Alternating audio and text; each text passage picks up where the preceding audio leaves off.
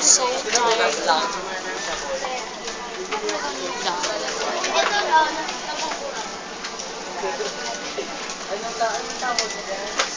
Ano masasabi mo kay Ken?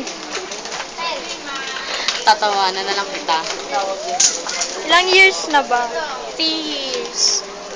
3 years old. Asadong-asado ng ate mo, ate. Ano message mo sa kanya? Namatayan siya ng lolo niya. Baliw. Lolo niya ba? Cheer up! I-cheer up mo siya. Alam mo. Down na down yun, no?